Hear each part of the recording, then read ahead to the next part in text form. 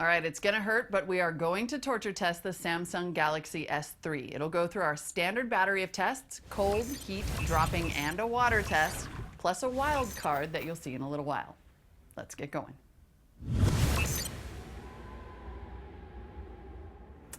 Time for the cold test. Samsung Galaxy S3 going in the freezer for 2 hours.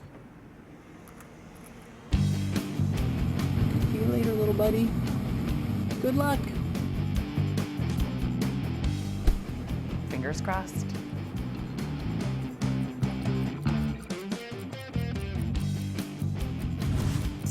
Okay, our Samsung Galaxy S3 has been in the freezer 2 hours. Let's see how it's doing. Ooh, it is condensing up on the screen already. Let's take its temperature. 24 degrees. Try the back. 20 degrees. You can see condensation forming already. Ooh, it's actual ice. There's like ice buildup on there. Let's try to turn it on. Okay, well, it comes on. It is sluggish, but still functional. Nice.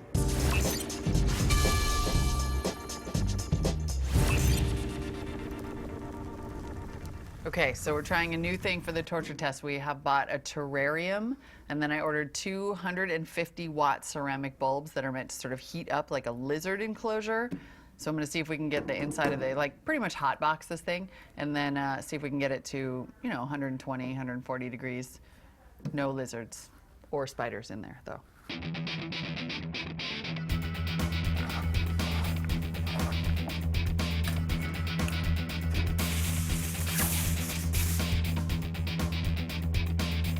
Okay, now it's time for the heat test. We had to reconfigure our terrarium of death a little bit to get it hotter in there. Now I think it might be too hot, so we're actually just gonna go with one bulb. On, still working fine after the cold. Let's put that there. Lid on. This for sealing. 1 hour.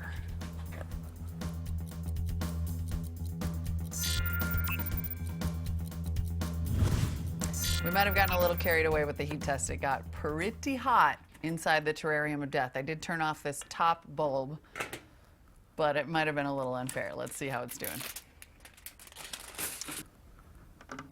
The phone. Okay, the first thing I want to know is whether I can even touch it with my bare hand. Ooh, that phone is hot. That phone is too hot to touch right now. It seems kind of cruel to try to turn it on, so I'm just gonna set it to the side, let it cool for about 10 minutes. Maybe it's okay. All right, so it's been resting for about 10 minutes. It's now pretty much room temperature to the touch. Let's see if it turns on. It came on. Oh my God. Okay, my mind is blown right now. Well played, phone. Well played. This thing is totally fine. I think it's snappier than it was after the cold test. Unbelievable.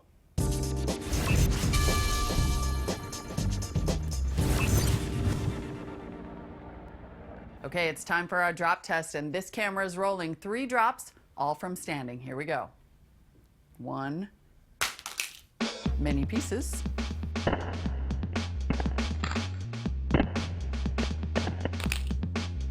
Put it back together.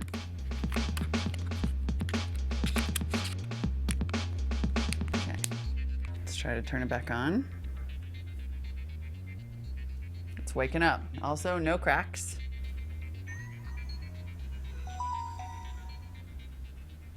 Then once it recovers, we'll do it again. So it survived drop 1. Time for drop 2. The cameras are rolling. 3, 2, 1. Drop.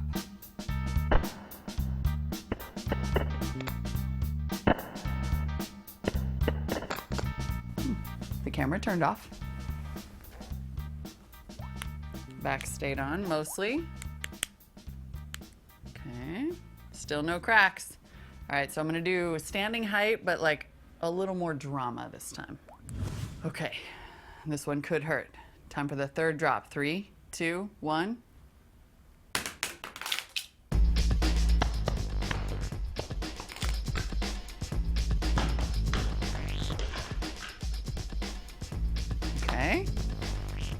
gotta say, it doesn't feel very sturdy, this phone, but maybe that's working in its advantage. Like this thing, it's never gonna shatter because it's totally flimsy already. All right, let's try it on again.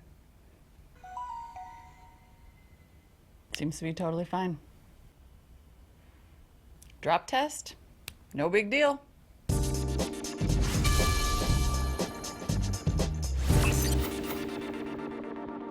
For today's wildcard test on the Samsung Galaxy S3, it's a bit of a key test. You all know this scenario. Your keys are maybe in your purse, and then you shove the phone in there. Or, more common for you guys, the keys are in your pocket, and then you shove your phone in there. So we thought we would just drag some keys along the screen and see if you actually need one of those overpriced screen protectors or not. Let's have a go. Don't look inside my purse. Okay, I'm gonna take my roughest key here. I feel like I can't even, I feel actually like I could do this all day. Seems to be having, oh, I see some little scratches. I can't tell if they're scratches or not. Let's take like the mail key, all the different ones, my King of Spain Memorial keychain. The phone came on, was like, knock it off. All right, so let's see, let's come in close. I can definitely see scratches, but I don't think any of them rise to the level of true scratching. So maybe if you did it 100 times a day, you'd eventually start to scratch this guy, but no problem.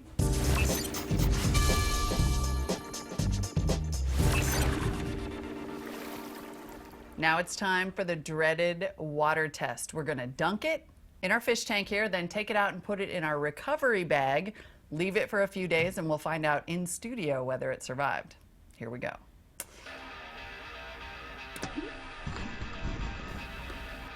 Let's leave it for 10, 15 seconds. Looks like our screen went off. Here I have a bag filled with silica gel packets. You could also use rice or quinoa, something absorbent to put the phone in for just a couple of days. Let's get it out of here.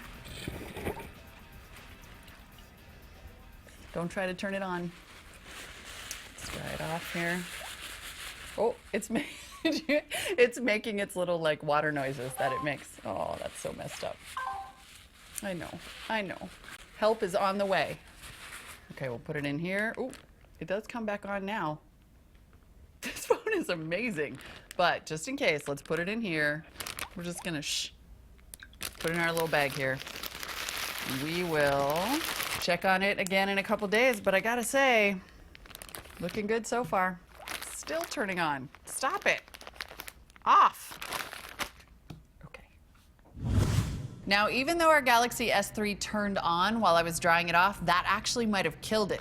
We did a couple more shots with it later and it wouldn't come back on because you're really not supposed to turn your phone on after it gets dunked in water. So what I did is I took off the battery cover and took out the battery, and I've been drying the whole thing in this bag of silica gel packets for about 4 days. Here we are at the moment of truth. Let's open it up. I have no idea what's gonna happen here. So here's the battery. Put that back in.